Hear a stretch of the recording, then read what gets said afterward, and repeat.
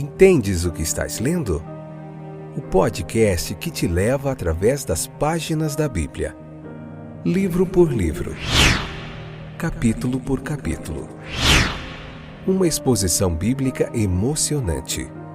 Aperte os cintos e embarque comigo nesta viagem.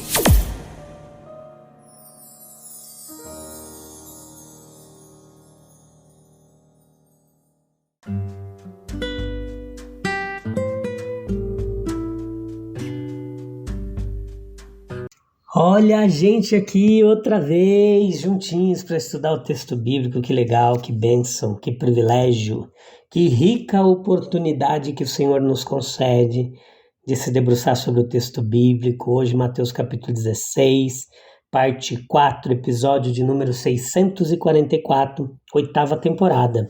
Especificamente nessa oitava temporada, estamos lendo o livro de Mateus capítulo por capítulo, uma pregação expositiva aqui no estudo textual do texto bíblico.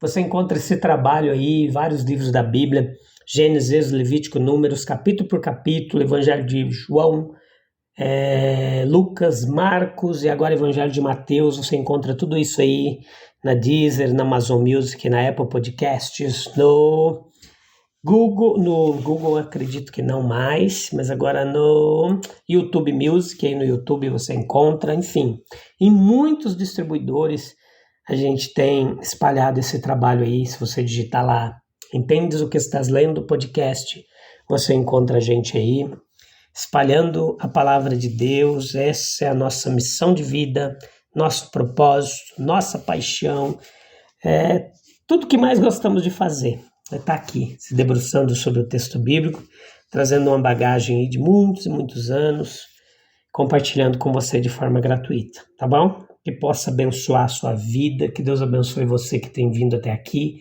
que essa palavra te abençoe, te traga graça ao seu coraçãozinho, renovo, transformação, edificação, tudo que a palavra de Deus é capaz de fazer. Ela nunca é enviada, nunca volta vazia. Versículo 24, a grande condição do capítulo 16. Que é isso? As verdades que buscam o sentido correto desse versículo, você pode ler lá o versículo, são muitas vezes negligenciadas em apresentações mais populistas do evangelho, digamos assim. Nós temos um cristianismo facilitado como uma acomodação a uma era que ama o conforto pessoal. Isso não é apenas infiel à verdade da palavra de Deus. É uma religião que oferece doces, ela é repugnante. Isso não é apenas aquilo na melhor natureza do homem que responde à doutrina da cruz. É o erro do método inferior, que ele apenas apela ao desejo egoísta de segurança pessoal. Sim. E, portanto, não desperta a melhor natureza da gente de alguma forma. Cristo dá o exemplo do método mais elevado e verdadeiro. Ele não evita colocar diante de nós os perigos e dificuldades da caminhada cristã. Não podemos dizer que não fomos avisados. Cristianismo é seguir a Cristo. Não é meramente receber certas bênçãos dele. Se pensamos que devemos desfrutar dos frutos de sua obra enquanto permanecemos exatamente como éramos, estamos profundamente enganados. Ele nos dá graça, o resultado de sua vida, obra e morte expiatória. Mas o objetivo dessa graça é apenas que tenhamos força para segui-lo. Tudo é desperdiçado em nós e recebido em vão se não o colocarmos nesse uso. Agora, seguir a Cristo implica 3 coisas essenciais para a gente: imitá-lo, vê-lo e obedecê-lo. Aquele cuja experiência compreende essas 3 coisas é um cristão, ninguém mais é um. Seguir a Cristo é condicionado pela autorrendição a Ele. É isso que ele quer dizer com a autonegação. Ele não era um asceta e nunca exigiu ascetismo de seus discípulos, uma vida totalmente separada. Não. Aqueles que não entendiam acusavam de encorajar um modo de vida oposto. No caso do ascetismo, ele é uma doutrina intelectual ou religiosa que considera a disciplina, o autocontrole imprescindíveis para alcançar a Deus, a virtude, o exemplo. Os essênios eram um exemplo desse grupo. O problema era a ilusão de que a sua vida separada faziam deles seres especiais. A sua religiosidade se tornava mais meritória do que dependente da graça de Deus. E segue-se assim apenas uma religiosidade externa, uma religiosidade externa de preceitos morais, ou a busca da perfeição espiritual através da prática da disciplina e do autocontrole. Não há mérito em nos submetermos à dor pelo simples fato de suportar o sofrimento. Cristo não ficará satisfeito se nos aproximarmos dele em agonia, porque fixamos uma cruz em nossa própria cabeça. É possível ser muito duro com o próprio corpo e ainda assim permanecer terrivelmente obstinado. O que Jesus requer é a rendição de nossa vontade a ele, para que não busquemos ter nossa própria vontade, mas nos submetamos à vontade de Deus.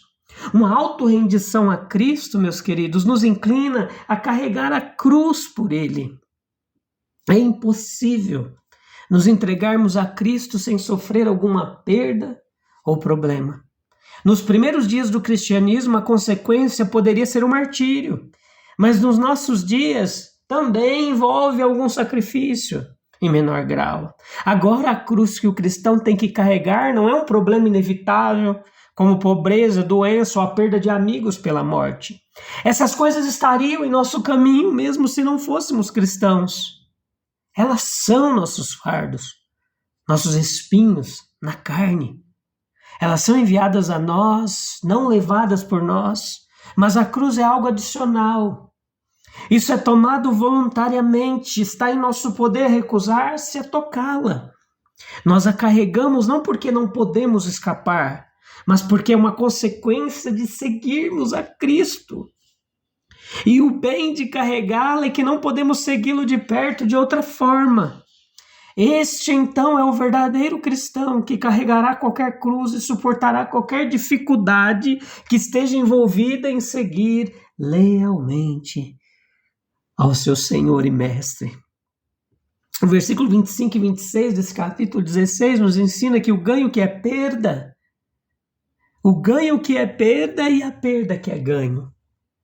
Grande confusão foi introduzida nesses versículos, porque algumas versões bíblicas fazem tradução da mesma palavra grega como vida, no versículo 25, e alma, no versículo 26.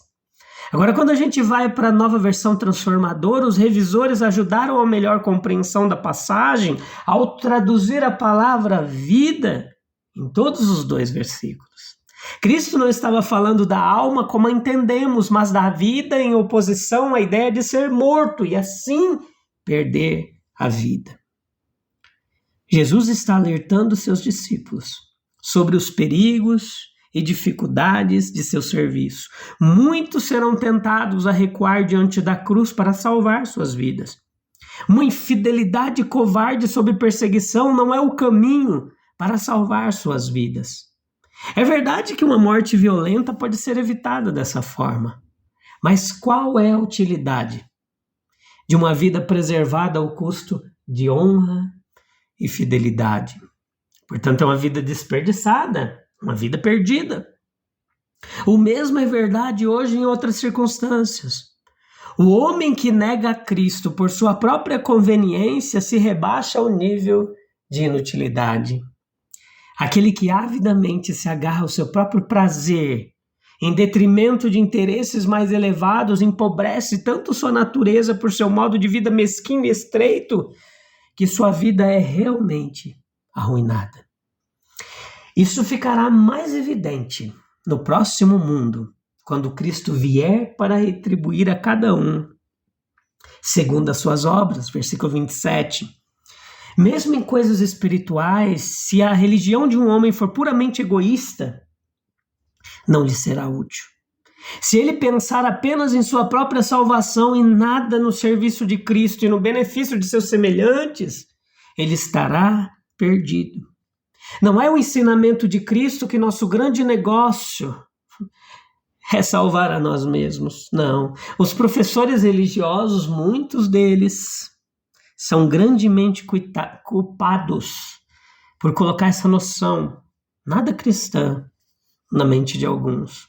Cristo vem para nos salvar de nós mesmos, mas isso não será efetuado pelo cultivo de um hábito de suprema busca egoísta na religiosidade. Tal hábito é ruinoso para tudo que é digno em um homem. Portanto, o versículo 26, que é frequentemente citado em favor de uma religião egoísta, deve ser lido à luz do versículo 25. Porque auto-perda é auto-encontro. Nós devemos, antes de tudo, lembrar as circunstâncias imediatas que nosso Senhor tinha em vista.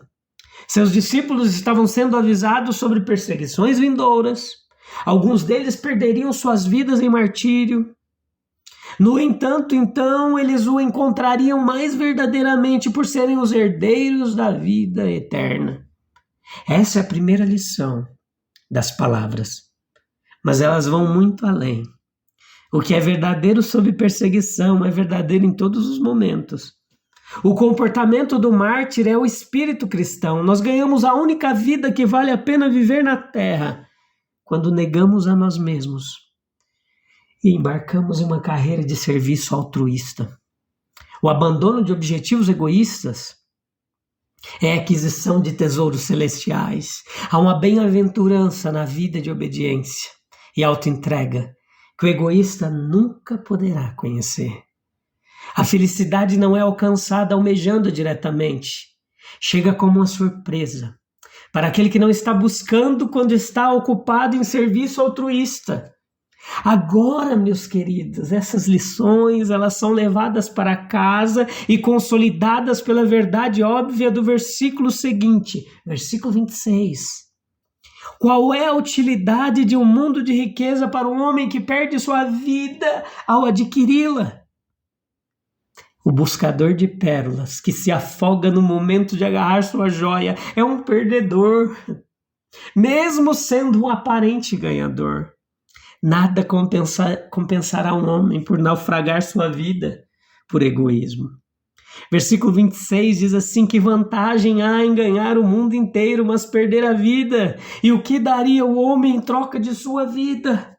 O mundo inteiro, no sentido mais amplo, inclui não apenas este globo, mas o Sol, os planetas, as luas desse sistema solar e, além disso, todos os firmamentos de tais sistemas dentro do poder de busca dos telescópios e além na imensidão.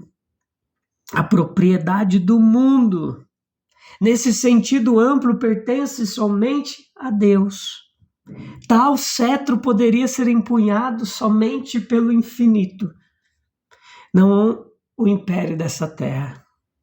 Diz na história que Alexandre o Grande conquistou o mundo e depois chorou porque não tinha outro mundo para conquistar. No entanto, aquele império de Alexandre era apenas uma pequena porção do globo, afinal. Dizia-se que os romanos eram mestres do mundo, mas havia bárbaros que eles nunca poderiam subjugar. Havia vastos continentes que eles nunca conheceram. Todos os prazeres do mundo em seu gozo de todos os dons naturais, saúde do corpo, simetria de proporções, vigor da mente, todas as vantagens como herança de riqueza, de título, de posição, todas as oportunidades como luxos da mesa, vinhos caríssimos, frutas raras, tudo em quantidade e abundância. Toda gratificação concebível para o apetite e a paixão. Todas as oportunidades para uma gratificação intelectual. Um gosto cultivado para apreciar a melhor poesia, a música mais requintada, a eloquência mais nobre, a pintura e a escultura consumadas, e os refinamentos da arte juntamente com todas essas coisas. 1 João 2,16.